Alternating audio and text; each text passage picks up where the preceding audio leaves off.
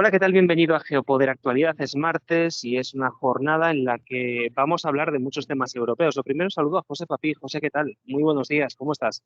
Muy buenos días, Xavi. Encantado de estar con vosotros otro día y que viene calentita la jornada, como siempre. Jorge, madre mía, hoy Italia y Alemania podríamos decir que son las grandes protagonistas, ¿no? Del programa de hoy. Vamos a empezar con Italia, con un banco italiano que se quiere comer a un banco alemán y esto pues parece que en Alemania no ha gustado mucho. Así es, el banco italiano es Unicredit, un banco muy importante. Anda por ahí un tío habituado a los tejemanejes, como es Andrea Orcel, un veterano de todas estas cosas. Y luego el banco alemán es el Commerzbank, que es el segundo banco de Alemania. Y es un banco donde el Estado alemán, tiene una participación muy importante. Y resulta que hace unos días puso el 4,5% de las acciones del banco, pues las lanzó al mercado diciendo que las compre quien quiere. Y de repente la mejor oferta ha venido de Italia. Esta oferta haría que el Unicredit controlaría el 21% del Banco Commerzbank a través de una operación de derivados súper complicada. Se convertiría en el mayor banco de Alemania si se fusionaran, por cierto, y uno de los mayores bancos de Europa y por ende del mundo. Y el gobierno alemán se pone furioso. Dice que esto no puede ser. Olaf Scholz ha dicho que es un ataque no amigable, que no se puede adquirir agresivamente una participación en compañías sin cooperación, sin consultar, sin retroalimentación. Él ha utilizado varias palabras. En definitiva, sin pedirles permiso. Es decir, ¿en qué quedamos? ¿En qué quedamos? Por cierto, la oposición, Friedrich Merz, el líder de la CDU, ha dicho que bueno, que han gestionado la coalición de gobierno alemana, pues esto de una manera muy amateur y que tal cosa. Pero en definitiva, el criterio de fondo es que le molesta a los alemanes que poniendo en libre mercado unas acciones no las compre otro fondo alemán o un fondo de lo que ellos consideren correcto, sino que lo compre un banco italiano. Esto no es aceptable. Es decir, aquí la unión se quiere cuando le viene bien a Alemania o le viene bien a Francia. Cuando no les viene bien no quieren la unión. Se lleva hablando de unión bancaria, bueno, la tira décadas ya se lleva hablando de este tema. Ahora mismo parece que quieren incluso caminar a una unión fiscal, que se ha hablado. Quieren construir gigantes europeos, por supuesto, siempre manejados desde Berlín o desde París.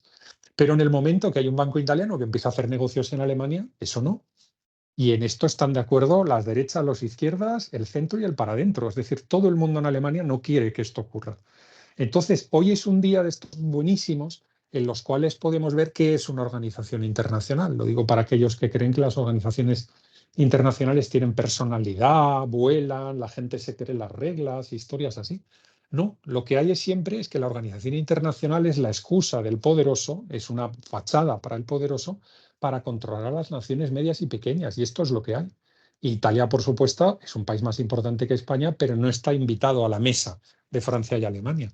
Y aquí podéis ver un caso de ello. Es decir, unión cuando yo lo digo. Yo digo que tiene que haber una unión para la cuestión de la inmigración, tiene que haber una unión, como me da miedo esa unión que quieren montar al final, de una unión de tipos de gravamen, ¿no? En los impuestos, sobre todo societarios. Es decir, ellos la unión es a lo que ellos digan, pero la unión cuando hay que te ganan la partida y te ganan el pulso en el bar, en ese momento no la quieren. Es un día maravilloso para que veamos esto. Y además en un momento en el que el gobierno alemán pues no está precisamente en sus mejores horas, ¿no? Nos comentabas además pues ayer que después de lo ocurrido en Brandenburgo ya estaba tambaleando y parece que puede incluso caer en poquitos meses. Así es, así es. Y de hecho, acordaros que yo ofrecía el criterio el viernes en el programa para suscriptores de que si Alternativa por Alemania ganaba las regionales, el gobierno caía, pero vamos, seguro.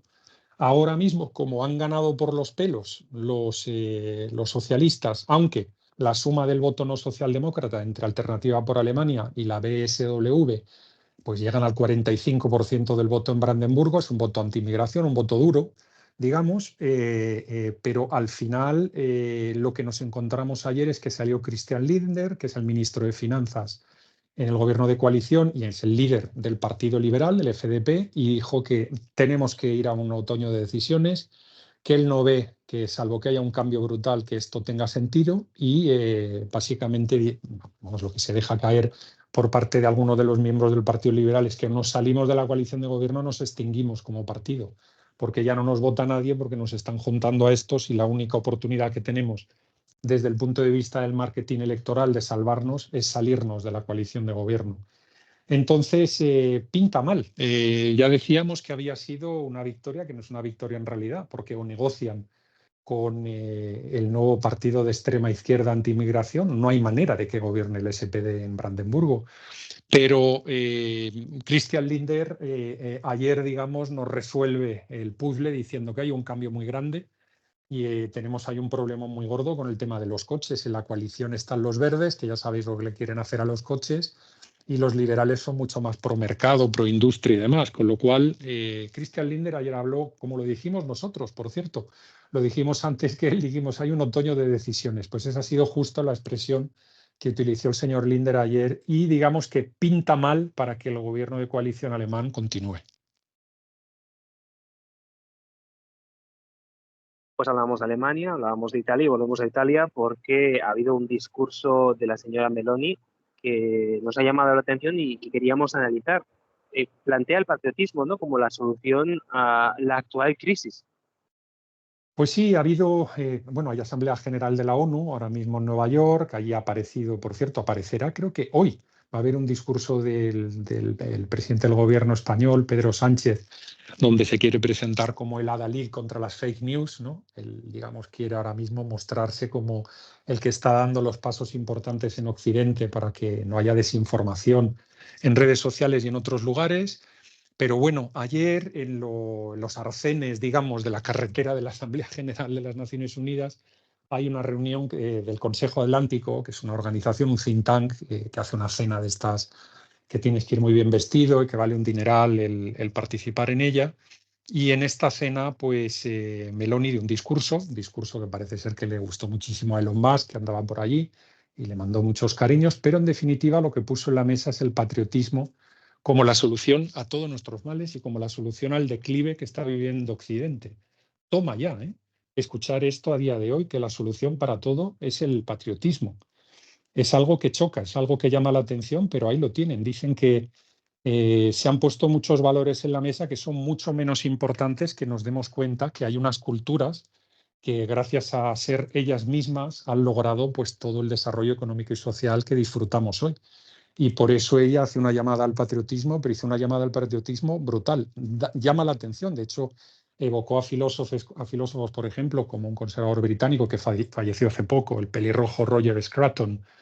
Lo mentó, fue muy interesante que mentara este filósofo y algún otro, pero bueno, simplemente llamaros la atención con cómo Meloni no solo le dieron el premio, bueno, la están insultando ahora en la prensa progresista y la prensa globalista sin parar, pero ojo que el centro de su discurso fue: hay culturas que han triunfado, ¿por qué estamos perdiendo los valores con los que hemos triunfado? Patriotismo y más patriotismo es lo que pidió ella. Pues ahí es nada, José, ahí es nada. Por cierto, hablando de patriotismo, vamos a hablar del patriotismo americano de alguna manera, ¿no?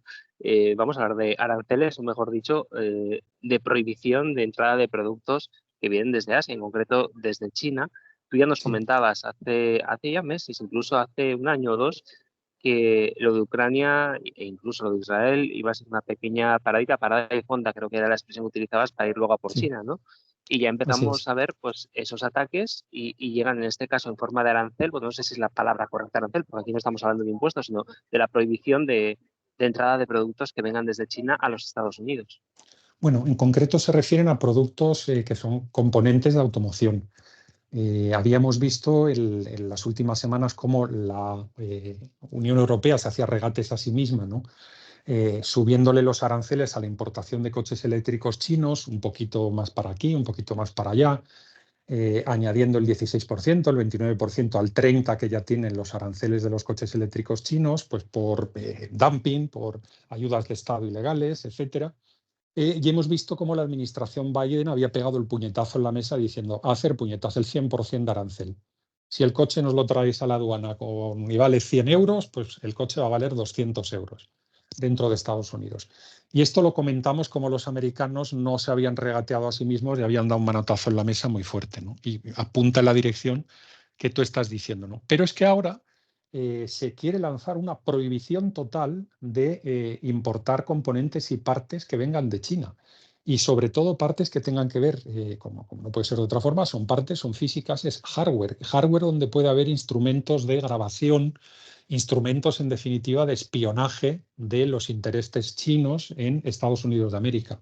Y esto está haciendo la administración Biden, ¿eh? Ojo, que aquí Biden se está copiando de todo aquello que ya montó en su día Peter Navarro como asesor económico de Trump. Peter Navarro, que bueno, es un hombre, por cierto, que lo han acabado metiendo en la cárcel por negarse a declarar en el Congreso. Bueno, ahí hay una historia triste, pero que no es el día hoy para tratarlo.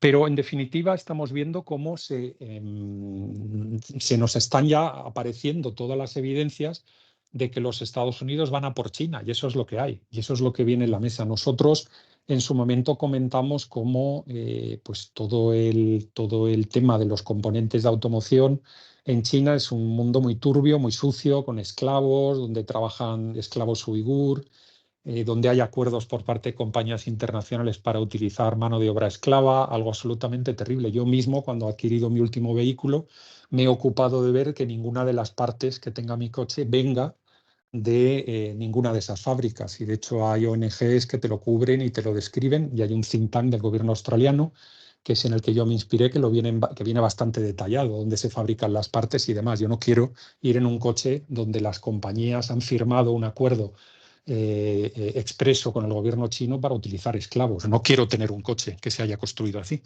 Y muchas de las marcas más conocidas, pues así se construyen esos coches y así se fabrican esos coches. En definitiva, yo creo que el criterio lo has apuntado tú. Ucrania acaba parada y fonda en el Medio Oriente y nos vamos a por China, que es lo que tienen claro los norteamericanos. Pues ahí está ese último criterio que queríamos contar hoy a nuestros seguidores. Recordamos nuestra web geopoder.net para que puedan acceder al programa de los viernes, que es un programa especial que hacemos para suscriptores. Y como siempre, José, te agradecemos este ratito que nos has dedicado y mañana más y mejor, mañana Terra Crítica, por cierto. Sí, mañana hablaremos, como estamos hablando, de los temas que son mollares. Si hay redes sociales que dicen que si hablamos de estos temas no nos cuentan las visitas, no es lo mismo.